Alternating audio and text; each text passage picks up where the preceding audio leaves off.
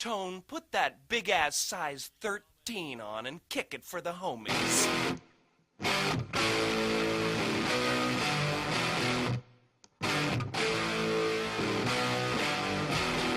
Ace Ventura is basically Jim Carrey's magnum opus. Every comedian that gets a movie or TV show tends to embed their stand-up material into the script to represent their comic voice. And while this isn't Jim Carrey's movie, given that he wasn't the first choice for the role, he was effectively in control of the character and wrote enough additional material to warrant a writing credit. While it wasn't critically adored, in fact Carrey got a Razzie nomination, its audience reception and box office numbers were indisputable, and Carrey became one of the most bankable stars of the 90s. And with The Mask and Dumb and Dumber releasing the same year, he was a force to be reckoned with. Excuse me. But like everyone, as a kid I just saw this as a goofy family comedy about a zany detective who looks for adorable missing animals, but as an adult, it's not what I remember. In the UK, this was a Certificate 12, which until 2002 was a very enforced rating, so if you were under that age, you were definitely not supposed to see it, so really, at least in the UK, this was classified as a mature film, but like The Cable Guy, it never really gave off that impression, and the marketing now just looks oddly misguided.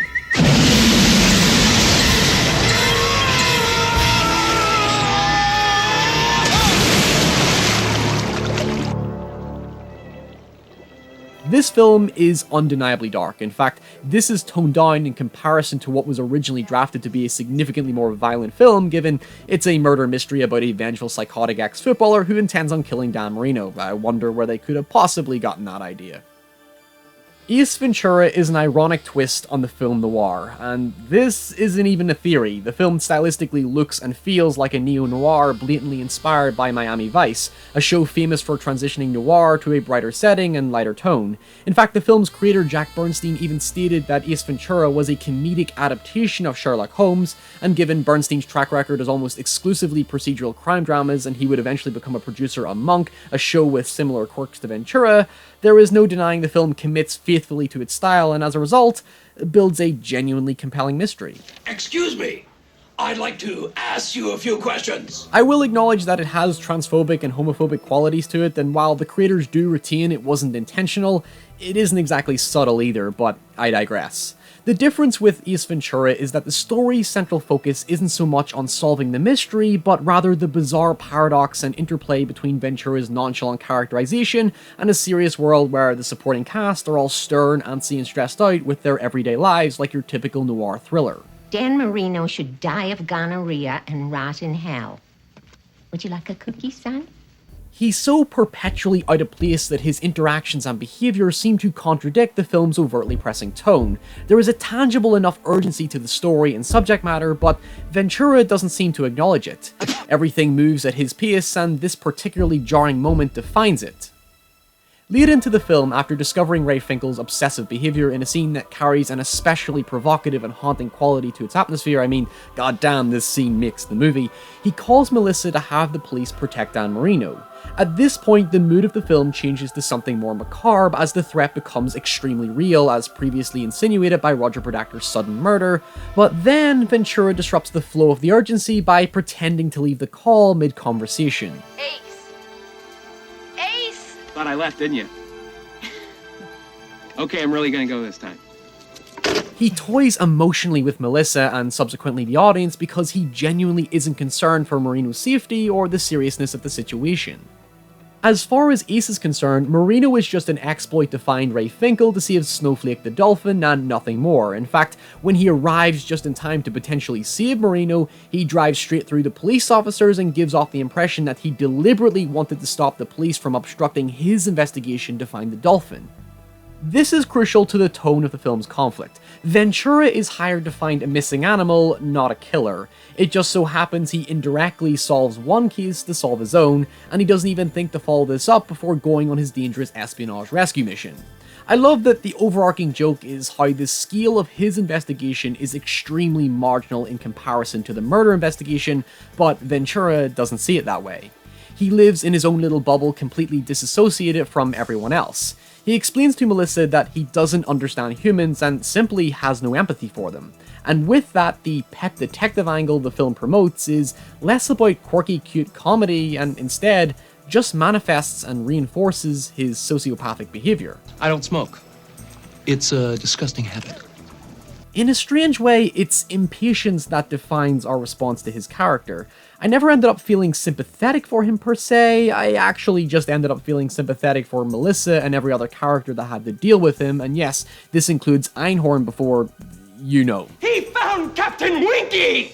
To an extent, I honestly don't think Ventura is supposed to be tolerable to the audience. A lot of the humor derives from the reaction of others who respond with stunned impressions similar to our own. The thing is, the film calls direct attention to Ventura's showboating behavior, but it never claims it's acceptable. Oh yeah, the bitch! What? And this is traced in most of Carey's other comedies, which I think was the crux with Robin Williams' comedies, where his antics simply weren't appropriate in the context of the world. Nobody encourages Ventura's behavior, whereas in a film like Mrs. Doubtfire, when you consider where the conflict arises from, his behavior only reinforces why he got divorced in the first place, and yet the audience are supposed to buy into it. We'll come back to this in another video. In every investigation, Ventura basically holds everything back, but it has an internal purpose. For example, we have this scene where he's trying to sneak into Shady Acres Mental Institution to investigate Ray Finkel, but acts like this. Or here, where he solves the investigation into Predactor's mysterious and tragic death and rubs it in everyone's face.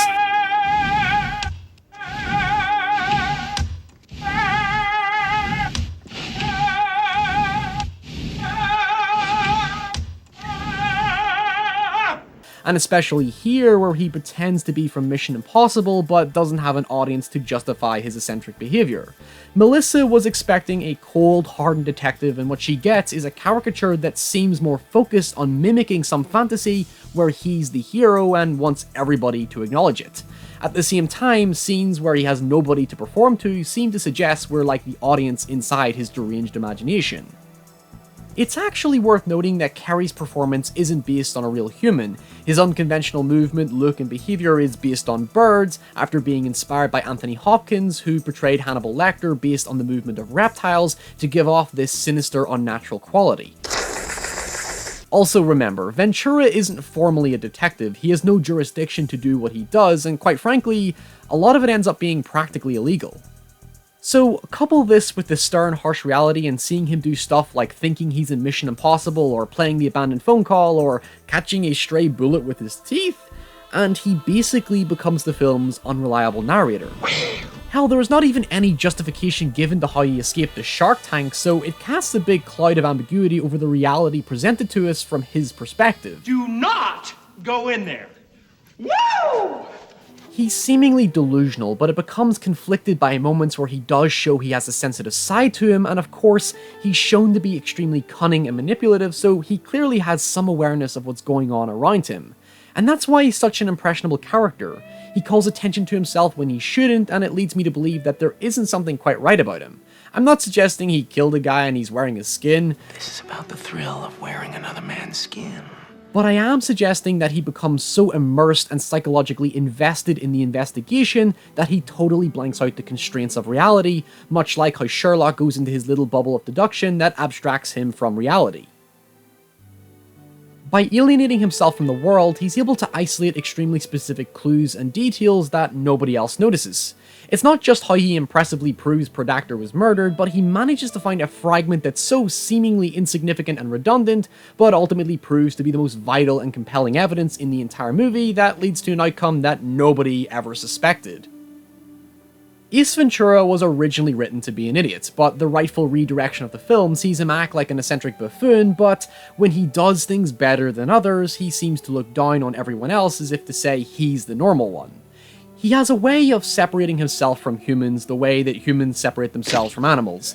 He's the dominant species in the investigation and acts persistently territorial towards everyone, much to a similar personality exhibited by Sherlock Holmes. Except Melissa brings out his compassion. He childishly mocks her as ugly when he gets defensive with his superiority complex, and then realizes his animalistic behavior isn't really helping him, given he lives a life of solitude exclusively with animals. For a guy that has no connection with humans, he likes to be the center of attention, and a lot of it seems desperate enough to assume that he's looking for someone to tolerate and, like a pet, even love him. We never do get his backstory because he once again alienates Melissa and puts her off wanting to know the man behind the animal, where it abruptly leaves some implication of a tragic or somber history we never discover. And honestly, that's the mystery I want to end on. By not knowing who he actually is furthers the long-lasting impact of his character. I always felt this was the main problem with the sequel, ignoring that Ace Jr. movie that crapped over everything. Something which Jim Carrey agrees on is that the sequel fundamentally conflicts with his character. Ace Ventura works within an ecosystem of a world that is gritty and dangerous because it contrasts with his behavior to the best comedic effect. When you put him in an environment like Africa where his animalistic persona blends in, he just becomes a goofy cartoon getting up to silly adventures, and the satire becomes lost in translation. There is a level of realism that's attributed to Pet Detective to get the most out of his character. It never resorts to being a shallow slapstick performance. Ventura has a real complexity to him. Ultimately, the thought put into his energy and obnoxious nature work in conjunction with the seriousness of the world to capture a bizarre and wonderfully ironic look at what is irrefutably quite an ugly story.